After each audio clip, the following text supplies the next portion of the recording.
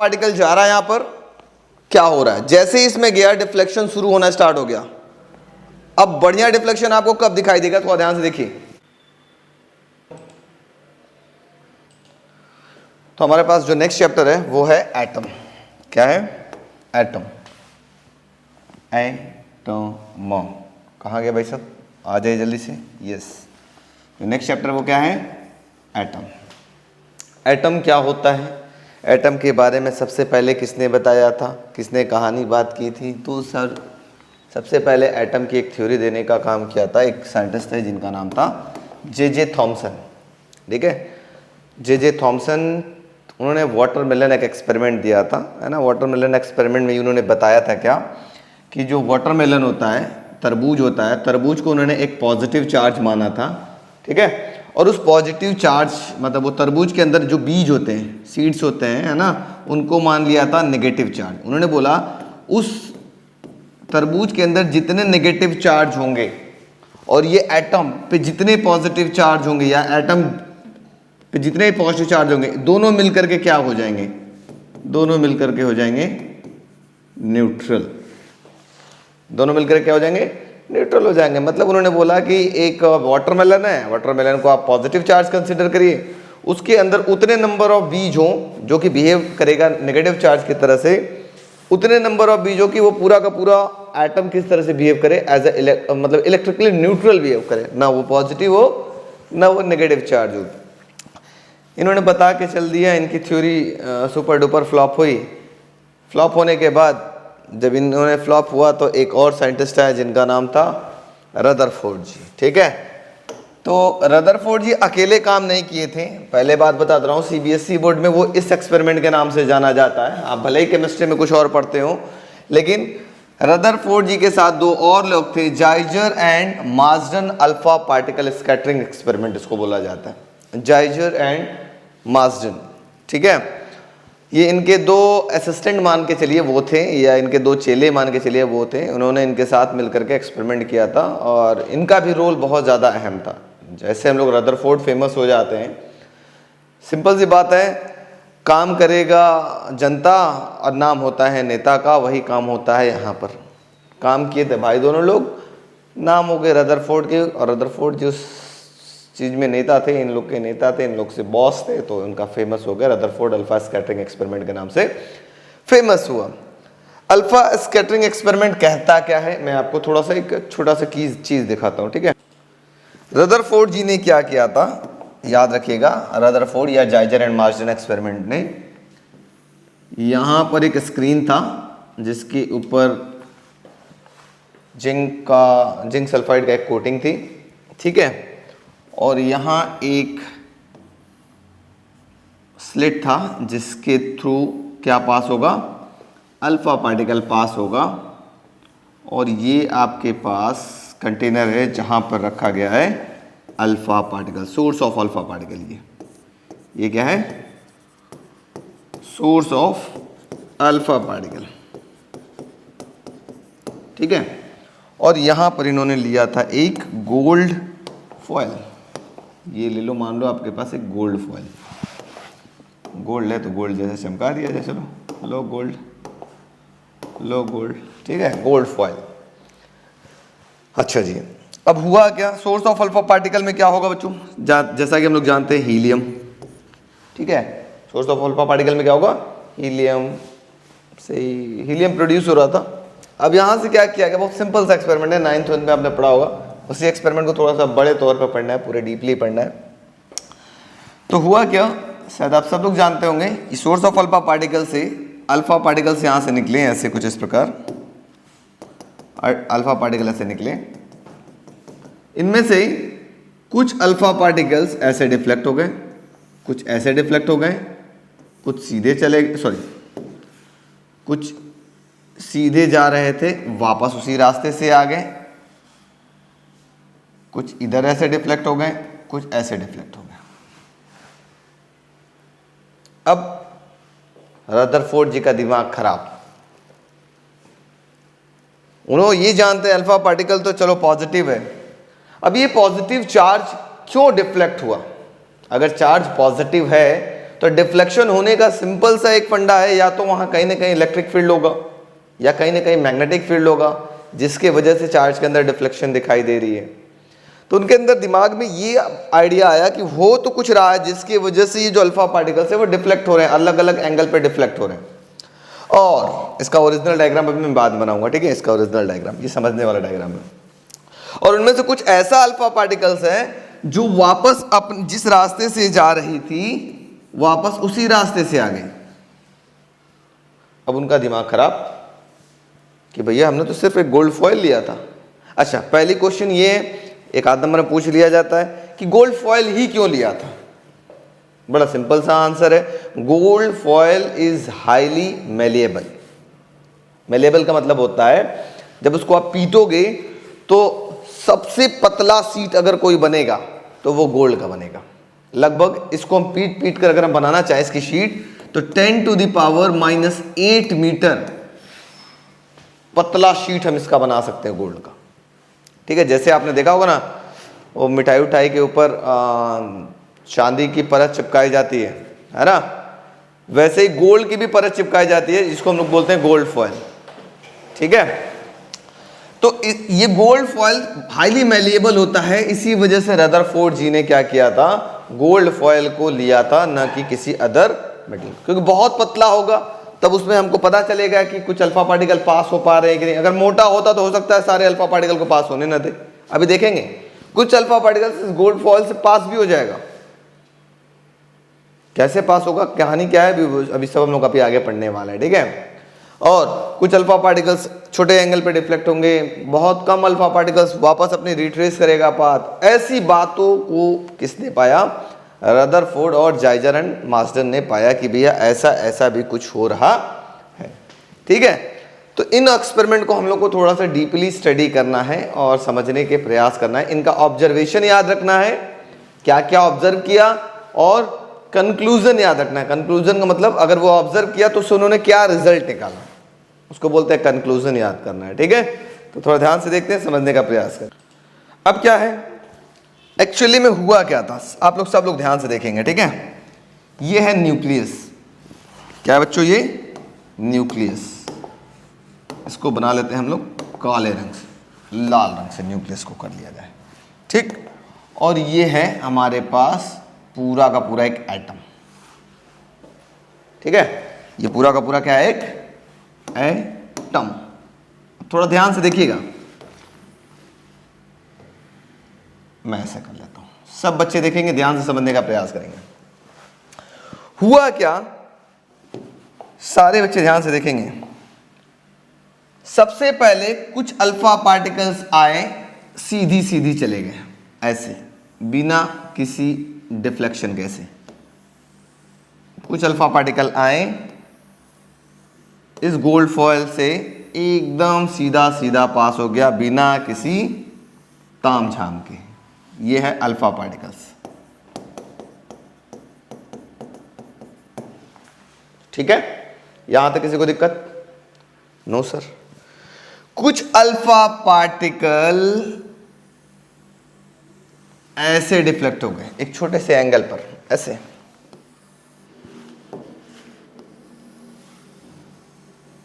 ऐसे, ठीक है।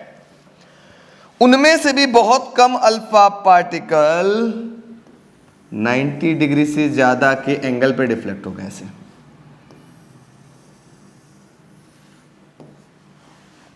ठीक है। और भी हो सकते हैं ऐसे ऐसे, लेकिन कोई टकरा नहीं रहा न्यूक्लियस के। देखिए सब न्यूक्लियस से दूर दूर ही भाग रहे हैं। और 8000 में से कोई एक ऐसा अल्फा पार्टिकल होगा जो जाएगा उसी रास्ते से और आएगा भी वापस उसी रास्ते से, ठीक है। तो इन्होंने क्या पाया, इन्होंने पहला ऑब्जर्वेशन देखा कि most of the alpha particles pass through the gold foil without any deflection. बहुत सारे अल्फा पार्टिकल गोल्ड फॉयल से पास कर रहे हैं बिना किसी डिफ्लेक्शन में, डिफ्लेक्शन के सीधे सीधे चले जा रहे हैं। इसका मतलब उन्होंने इससे क्या रिजल्ट बनाया, इससे उन्होंने ये रिजल्ट बनाया most of the space in an atom is empty. Atom के अंदर बहुत सारा जो जगह होते हैं वो खाली जगह होता है, जिससे गुल्फल आराम से पास करा, जिससे कोई डिफ्लेक्शन नहीं हो रहा है। दूसरा पाया, some of the alpha particles deflect at a smaller angle और very few of the alpha particle deflect at an angle greater than 90 degree. और 1 in 8,000, 8,000 में से कोई एक alpha particle retraces their path, जिस रास्ते से गई वापस उसी रास्ते से आ गई। तब इन्होंने क्या पाया, पक्का है कि यहां पर अगर अल्फा का नेचर कैसा होता है, मैंने बताया था अल्फा का नेचर होता है पॉजिटिव। तो अगर ये पॉजिटिव है, इसे टकरा भी नहीं रहा है, अगर टकरा गया होता तो मैं कहता कि भैया ये दोनों आपस में चिपक जा रहे हैं, फोर्स ऑफ अट्रैक्शन लग रहा है। लेकिन क्या कोई भी लाइन इससे टकराई है? नहीं, दूर दूर ही भाग गई। इसका मतलब यहां पे क्या लग रहा है, फोर्स ऑफ रिपल्शन हो रहा है। इसका मतलब उन्होंने बताया कि यहां जो बीच में एक रीजन है, एक सेंट्रल कोर रीजन है, जिस रीजन में कहीं ना कहीं पॉजिटिव चार्ज रह रहा है, जिस पॉजिटिव चार्ज की वजह से यहां पर इलेक्ट्रोस्टैटिक फोर्स ऑफ रिपल्शन दिखाई दे रहा है। और इसी पॉजिटिव कोर रीजन को उन्होंने नाम दिया क्या, न्यूक्लियस ऑफ एन एटम। इसका क्या नाम दिया, न्यूक्लियस ऑफ एन एटम। इसके अंदर क्या क्या पाया गया आगे हम बात करेंगे, जिसको हम बोलते हैं प्रोटॉन एंड न्यूट्रॉन इकट्ठा, उसको बोलेंगे nucleons.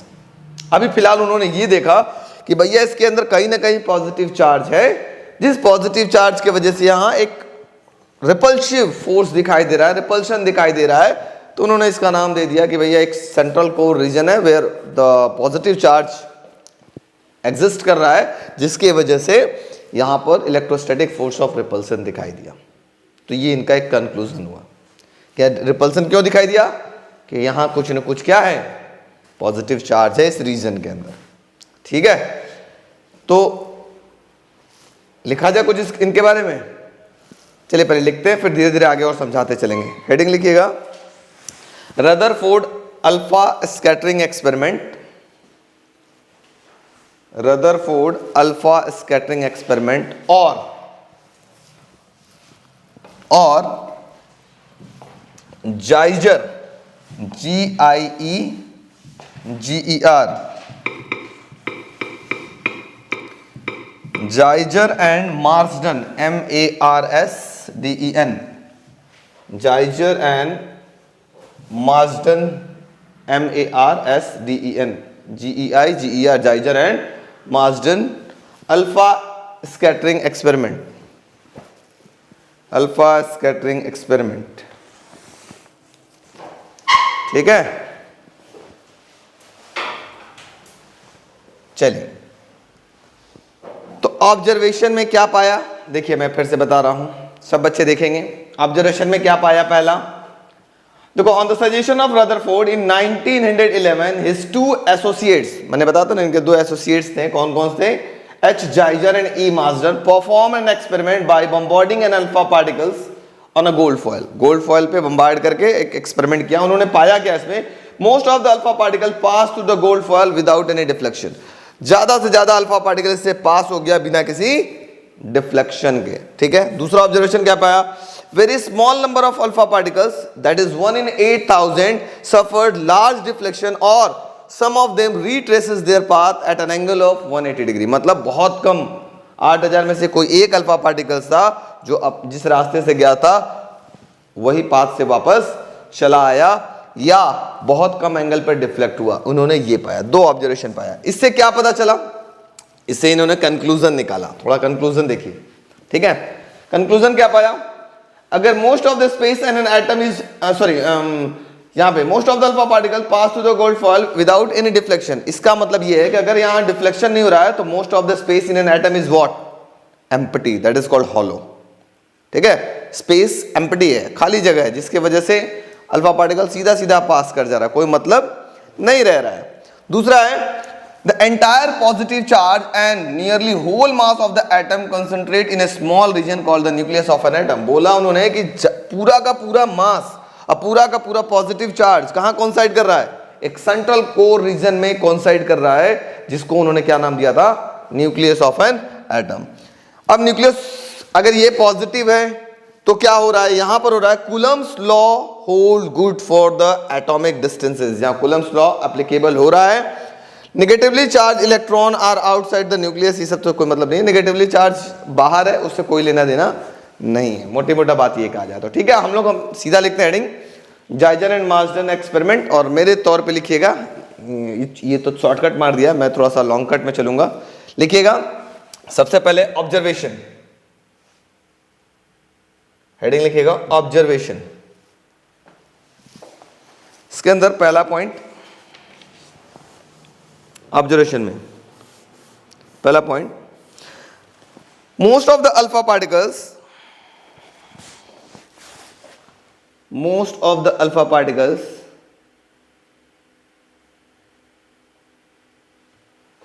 pass through the gold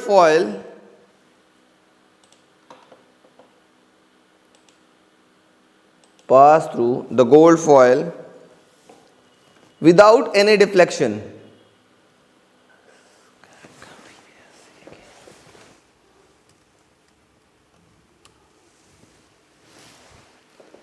Second point,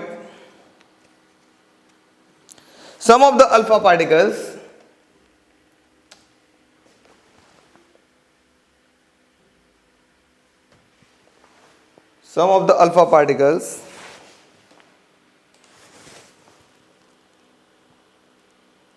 bracket में लिख लीजिएगा about 0.14%, about 0.14% ब्रैकेट बंद, were deflected through a small angle,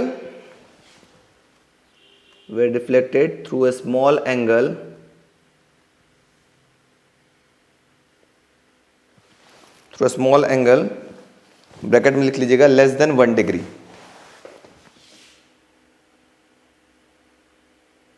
less than 1 degree. Next point,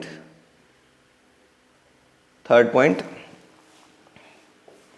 a few alpha particles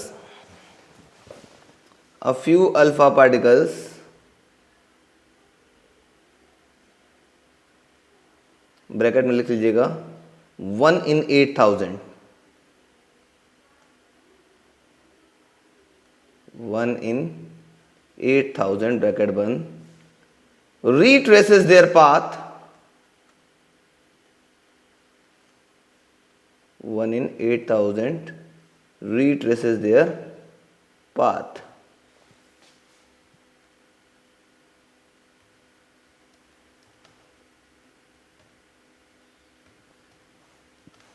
ठीक है, फोर्थ पॉइंट लिखिएगा, the number of alpha particles per unit area,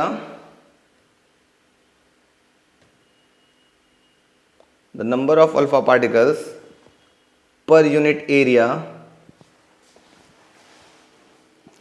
bracket में लिखिएगा N theta, ऐसे एक graph बनाना होगा आपको छोटा सा, मैं इसको कहाँ गया वैसा,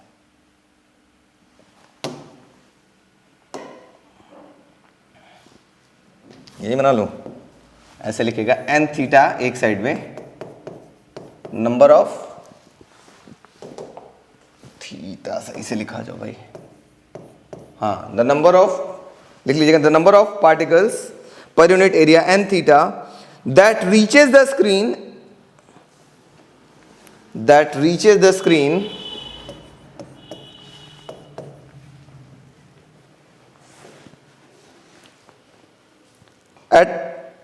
at a scattering angle theta,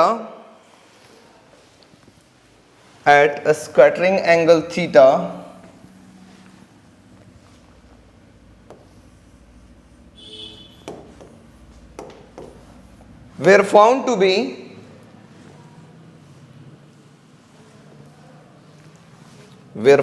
be n theta is equal to 1 upon sin to the power 4 theta by 2.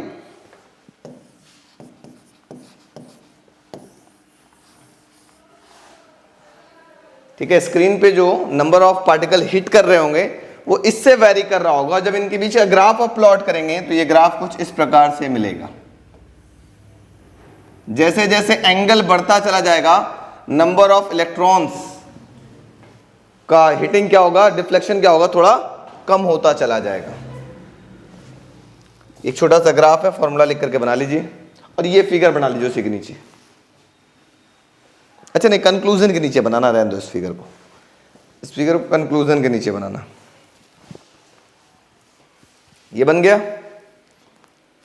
अब इसके बाद कंक्लूजन लिखिए। कंक्लूजन, चला जाए कंक्लूजन की तरफ। पहला कंक्लूजन लिखिए, most of the space in an atom is empty. Most of the space in an atom is empty. Second point, almost all the positive charge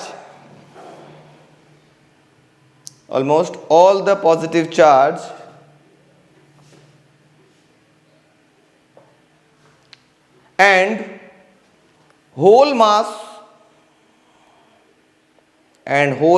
of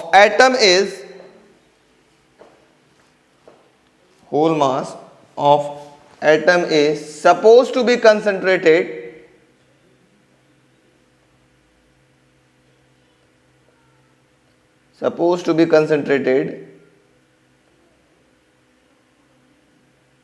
in a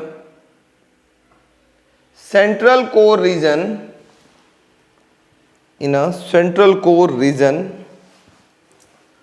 known as nucleus of an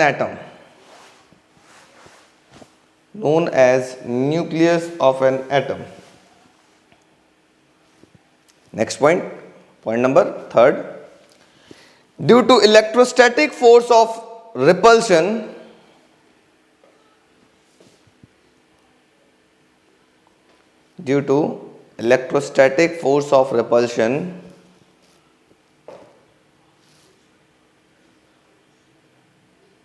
alpha particle shows deflection. Due to electrostatic force of repulsion, alpha particle shows deflection. Next point, इसके चारों तरफ जो electron होते हैं वो बहुत हल्के होते हैं, जिसकी वजह से अल्फा पार्टिकल के पाथ पे कोई फर्क नहीं पड़ता है। तो चौथा भी ऑब्जर्वेशन लिख लीजिएगा, इलेक्ट्रॉन इज वेरी